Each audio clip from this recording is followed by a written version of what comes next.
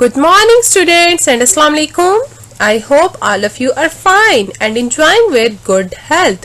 Welcome to science class. My name is Ma'am Sovia and this is lesson number 3. In today's class we will do chapter 1 human organ system and the topic that is digestive system and disorders of digestive system. The learning objective of the today's lesson is students should be able to identify common disorder of the digestive system. Before moving forward, let's quickly recall the previous lesson. In the last lesson, you have learned the digestion of food in esophagus, stomach, and the small intestine.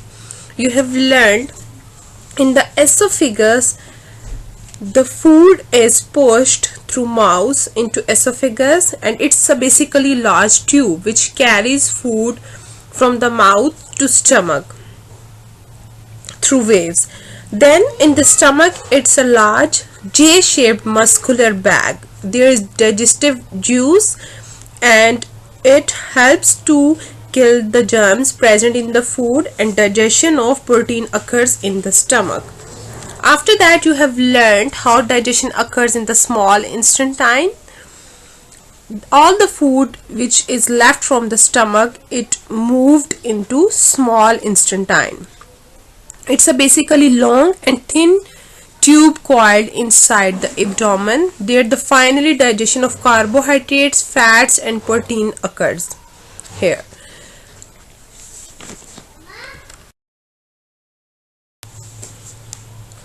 I hope so you are with your box, with your science box. Now take out and open book page number 6. Put your fingers here where I am reading. In today's lesson we will learn large intestine. So put your fingers. The undigested part of the food passes into the large intestine. Here the undigested food has a large amount of water. The main job of large intestine is to absorb extra water. The undigested food becomes solid and is called feces. The feces is stored in the last part of the large intestine called the rectum. We pass the feces out of our body through the anus.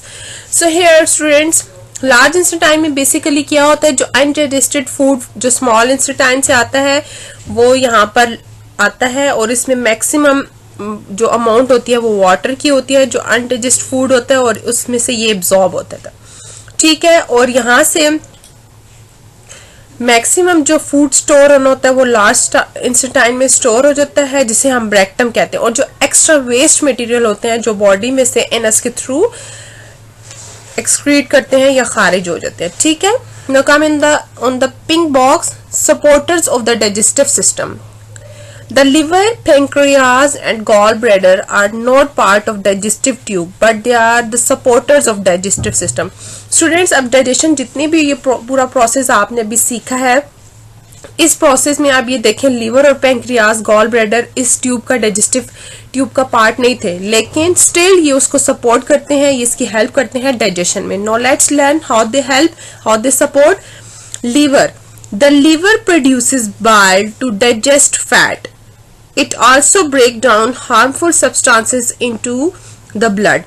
Liver क्या करता है, जो हम bile लेते हैं to digest fat, ये fat को digest करता है, ये प्रोड्यूस करता है बाइल को एंड जितने भी हार्मफुल सब्सटेंसेस होते हैं उनको ब्रेक डाउन करता है और इसको एब्जॉर्ब कराता है ब्लड में. After that, gallbladder. The liver stores its bile in the gallbladder where releases it into the small intestine. Then pancreas. The pancreas makes juice to digest remaining carbohydrates, proteins and fats. अब pancreas का क्या function है, ये ऐसा juice बनाता है जो हम डाइजेशन जो रिमेनिंग रह रही होती है कार्बोहाइड्रेट्स की और प्रोटीन्स फैट्स की जो नहीं हुए होते वो पैंक्रियाज इसको हेल्प करता है डाइजेस्ट करने में. Now come on the book page 7. disorders of digestive system. Here, put your fingers. Some common digestive system disorders are diarrhea, heartburn, constipation, ulcer, gas trouble, etc. Here we shall discuss diarrhea and constipation. Number 1, diarrhea. Diarrhea is passing semi-liquid phases.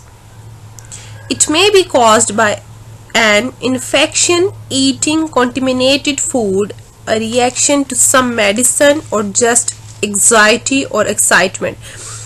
अच्छा, diarrhoea की causes क्या है कि ये क्यों होता है? Basically it's infection. ये एक इन्फेक्शन होता है जो आप कॉन्टेमिनेटेड फूड, गंदा खाना खाने से हो सकता है, या किसी मेडिसिन का रिएक्शन हो सकता है, और जस्ट एग्जाइटी, या आपको कोई टेंशन आप ले रहे हैं, एग्जाइटी उसकी वजह से, या एक्साइटमेंट. ये सारी कॉजेज हैं जिसकी वजह से डायरिया हो सकता है. ठीक है.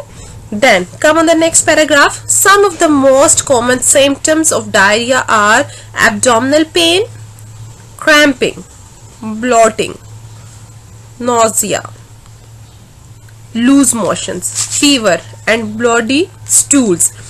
अब ये सारे इसके सिम्टम्स हैं. डायरिया के सिम्टम्स क्या हैं? Make the heading. इसके ऊपर आप हेडिंग बनाएं, सिम्टम्स, और इसको अंडरलाइन करें. Abdominal pain, cramping, bloating, nausea, यानी कि आपको जो है वॉमिट्स होती हैं, लूज मोशंस होते हैं, फीवर होते हैं, आपको लूजी ब्लडी स्टूल्स का मतलब है लूज मोशंस आपको स्टार्ट हो जाते हैं, एब्डोमिनल पेन होता है, और ये सारे इसके डायरिया के सिम्टम्स हैं. ठीक है. On the next paragraph, diarrhea can be fatal in case of severe dehydration. Therefore, drink plenty of liquids, otherwise dehydration may take place. Doctor prescribe antibiotics to treat diarrhea. अब क्या है कि diarrhoea में आपको dehydration हो जाती है. Dehydration का मतलब ये होता है कि आपकी बॉडी में पानी की कमी हो जाती है, इसलिए आपको एक्सेस जो है वो वाटर ड्रिंक करना चाहिए, लिक्विड्स जो आपको पीने चाहिए, juices you have to take. और डॉक्टर्स क्या करते हैं? इसको एंटीबायोटिक देते हैं डायरिया की ट्रीटमेंट के लिए. तो आप इसके ऊपर हेडिंग बनाए ट्रीटमेंट. ट्रीटमेंट की क्या है? आप doctor prescribe antibiotic to treat diarrhoea. अब ये इसकी ट्रीटमेंट है. ठीक है. We can prevent diarrhoea by following the tips given below. अब इसके ऊपर लिखें प्रिवेंशन. प्रिवेंशन लिखें या कंट्रोल ओवर डिजीज. यहाँ पर हेडिंग बनाया आप इसकी. We can prevent diarrhoea by following the tips given below. ये सारी इसकी कंट्रोल ओवर डिजीज या प्रिवेंशन, ये इसकी हेडिंग है. नंबर 1 क्या है? Always wash your hands with soap after using the toilet.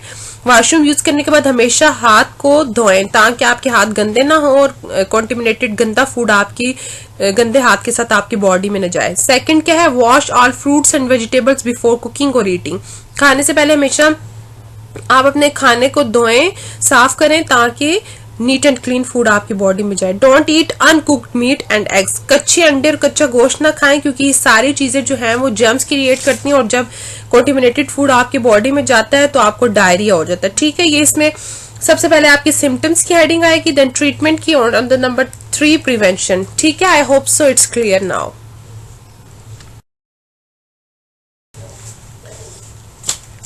Alright students, now at the end this is your notebook work. You have to do this work on your loose sheets. First question is that what measures can one take to prevent diarrhea? इसका answer आप क्या लिखेंगे? No come on the book page 7.